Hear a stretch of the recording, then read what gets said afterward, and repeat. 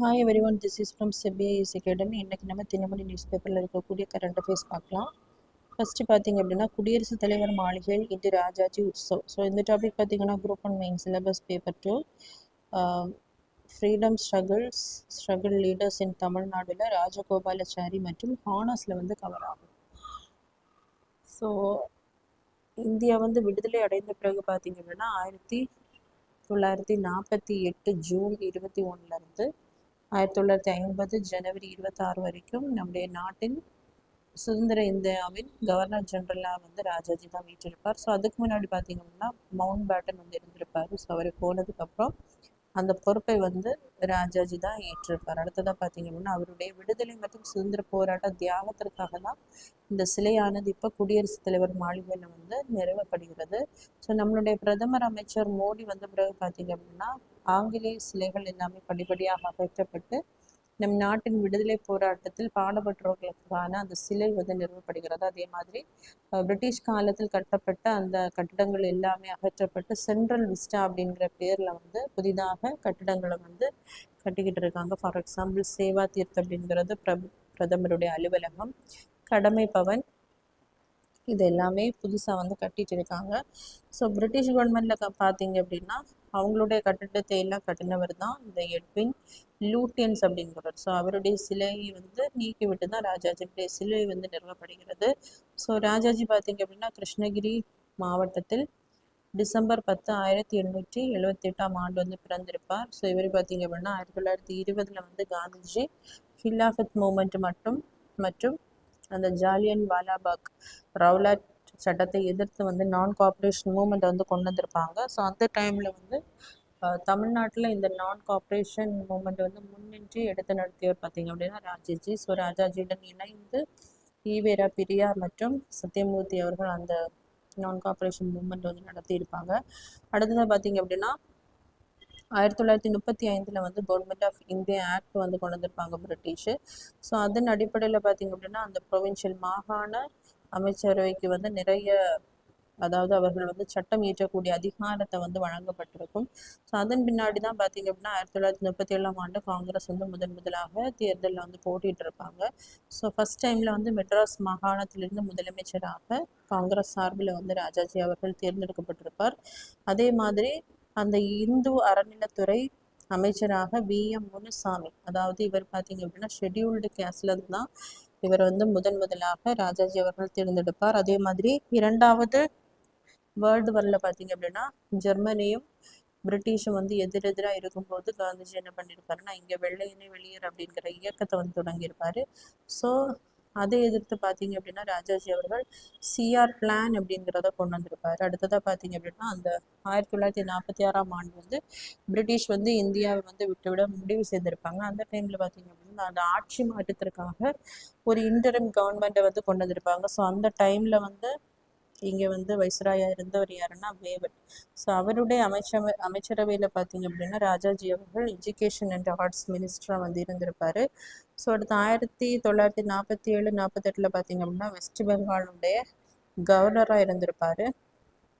அடுத்ததான் இண்டிபெண்டன்ஸ்க்கு அப்புறம் பார்த்தீங்க அப்படின்னா 1950 நம்மளுடைய கான்ஸ்டியூஷன் நடைமுறைக்கு வந்ததுக்கப்புறம் புதிதாக தேர்தல் வந்து நடத்தியிருப்பாங்க. அப்போது மெட்ராஸ் மாகாணத்திலேருந்து பார்த்தீங்க அப்படின்னா ராஜாஜி அவர்கள் தான் மீண்டும் முதலமைச்சராக தேர்வு செய்யப்பட்டிருப்பார்.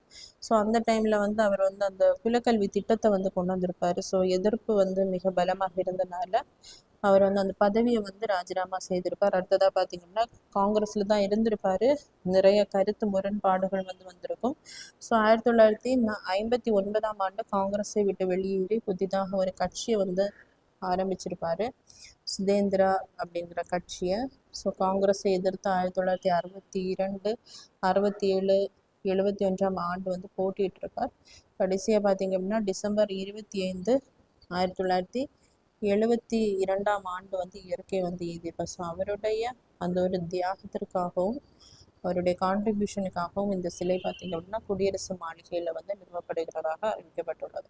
ஸோ அடுத்ததாக பார்த்தீங்க அப்படின்னா இன்றைக்கி வந்து தமிழ்நாடோட அந்த ஸ்கீம்ஸ் எல்லாமே அனௌன்ஸ் பண்ணியிருக்காங்க. ஸோ அதை பற்றி இதில் வந்து பார்க்கலாம். முதல்ல பார்த்தீங்க அப்படின்னா அன்பு கரங்கள் திட்டம் வந்து யாருக்காக அப்படின்னா அந்த 1 அல்லது 2 பெற்றோர்களையும் இழந்த அந்த குழந்தைகளுக்காக தமிழ்நாடு அரசால் கொண்டு வரப்பட்ட திட்டம். ஸோ இது பார்த்திங்கன்னா செப்டம்பர் 15 2025 வந்து தொடங்கப்பட்டிருக்கும். ஸ்கூலில் படிக்கக்கூடிய குழந்தைகளுக்கு, அந்த பெற்றோர்களை இழந்த குழந்தைகளுக்கு மாதம் 2000 ரூபாய் கொடுக்கக்கூடிய ஸ்கீம் தான் இந்த அன்பு கரங்கள் திட்டம். ஸோ இதில் பார்த்திங்க அப்படின்னா 10,637 வந்து பயன்பெற்றுட்டார்கள் அப்படின்னு அறிக்கை வந்து சொல்லியிருக்காங்க. அடுத்ததான் அன்பு சோலை திட்டம்.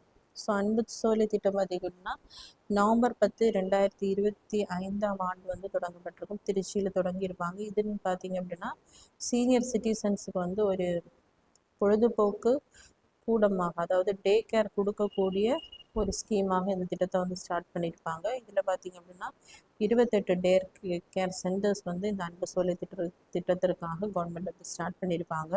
அடுத்ததாக பார்த்திங்க அப்படின்னா தாய் மாணவர் ஸ்கீம். ஸோ இது பார்த்திங்க அப்படின்னா அந்த ரேஷன் பொருட்களை வயசானவங்களுக்கு, அதே மாதிரி 70 வயது மேலுள்ளவர்களுக்கு மட்டும் அந்த டிஃபரன்ஷியலி ஏபிள்டு பர்சன்ஸுக்கு வந்து வீட்டிலேயே கொண்டு கொடுக்கக்கூடிய திட்டம் தான் இந்த தாய்மானவர் திட்டம். இது பார்த்திங்க அப்படின்னா ஆகஸ்ட் 12 2025 சென்னையில் வந்து தொண்டியார்பேட்டில் வந்து தொடங்கப்பட்டிருக்கும்.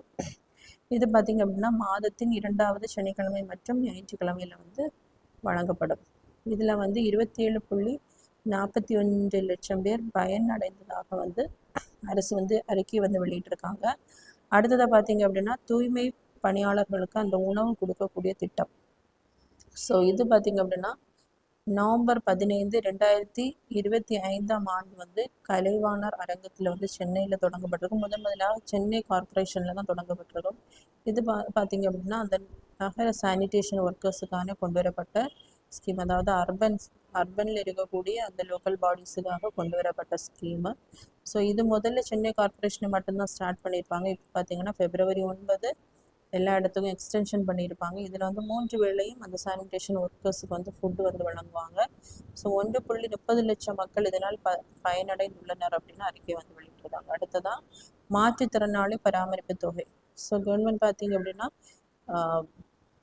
மாற்றுத்திறனாளிகளுக்கான அந்த பராமரிப்பு தொகையை வந்து 1500 2000 வரைக்கும் உயர்த்தி இருக்காங்க. ஸோ அடுத்ததாக கலைஞர் கைவினை திட்டம். இந்த திட்டம் பார்த்திங்க அப்படின்னா ஏப்ரல் 19 2025 வந்து குன்றத்தூர் காஞ்சிபுரத்தில் வந்து தொடங்கப்பட்டிருக்கும். இது வந்து 35 மற்றும் அதற்கு மேல் உள்ளவர்களுக்கு, அந்த கைவினை தொழில்களை வந்து செய்பவர்களுக்கு ஒரு லோன் 3 லட்சம் வரைக்கும் லோன் மற்றும் சப்சிடி கொடுக்கக்கூடிய திட்டம். இதில் பார்த்திங்க அப்படின்னா 23,879 பேர் பயனடைந்துள்ளதாக அறிக்கை வந்து வெளியிட்டிருக்காங்க. அடுத்து இலங்கை தமிழர்களுக்கு வீடுகள் வந்து வழங்குறதுக்கான அனுமதி வந்து கொடுக்கப்பட்டுள்ளது. அனுமதி பெற்றவர்கள் வந்து 10,469, நிறைவு பார்த்திங்க அப்படின்னா 6,010. அடுத்ததாக தொல்குடி திட்டம். தொல்குடி திட்டம் பார்த்திங்க அப்படின்னா 2024-25 பட்ஜெட்டில் வந்து கொண்டு வந்திருப்பாங்க.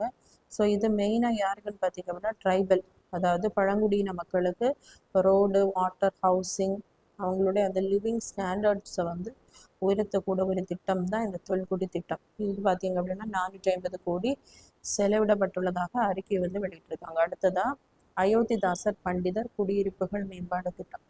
இது வந்து 2023-24 பட்ஜெட்டில் வந்து கொண்டு வந்திருப்பாங்க. ஸோ இது பர்பஸாக யாருக்குன்னு பார்த்திங்க அப்படின்னா ஆதி திராவிடர்களுக்கு அவர்களுடைய அந்த பேசிக் அம்யூனிட்டிஸை ரூரல் மற்றும் அர்பனில் கொடுக்கக்கூடிய ஒரு திட்டம் தான் இந்த அயோத்திதாசர் பண்டிதர் திட்டம். ஸோ இதில் பார்த்திங்க அப்படின்னா roads, drinking water facility, street light, இந்த மாதிரியான எல்லா வகை தேவைகளை வந்து இந்த ஆதி திராவிடர், அதாவது ஷெட்யூல்டு கேஸ்ட் மக்களுக்கு செய்து கொடுக்கக்கூடிய திட்டம். இதுக்கு பார்த்திங்க அப்படின்னா 482 கோடி வந்து செலவிடப்பட்டுள்ளதாக அறிக்கை வெளியிடப்பட்டிருக்கு. அடுத்ததாக திருநங்கையரான நலன். ஸோ இதில் பார்த்திங்க அப்படின்னா இவங்களுக்கு அரண் இல்லம் வந்து தொடங்கியிருப்பாங்க. அதுக்கப்புறமா இவங்களுடைய அந்த பென்ஷன் பார்த்திங்க அப்படின்னா 1500 தமிழக அரசால் உயர்த்தப்பட்டிருக்கும். அடுத்ததான் ஊட்டச்சத்தை உறுதி செய் திட்டம். ஸோ இந்த திட்டம் மே 21 2022 தொடங்கப்பட்டிருக்கும் நீலகிரி இடத்துல. ஸோ இது பார்த்திங்க அப்படின்னா 6 வயது குறைவான குழந்தைகளுக்கும் அந்த அம்மாக்களுக்கும் ஊட்டச்சத்தை உறுதி செய்யக்கூடிய ஒரு திட்டம். அடுத்ததான் அந்த சமூக திட்டத்தில் சமூக பாதுகாப்பு திட்டத்தில் பார்த்திங்கன்னா எல்லா திட்டங்களையும் சேர்த்து 35.34 லட்சம் பேர் பயனடைந்துள்ளதாக அறிக்கை வந்து தமிழ்நாடு அரசு வெளியிட்டிருக்காங்க.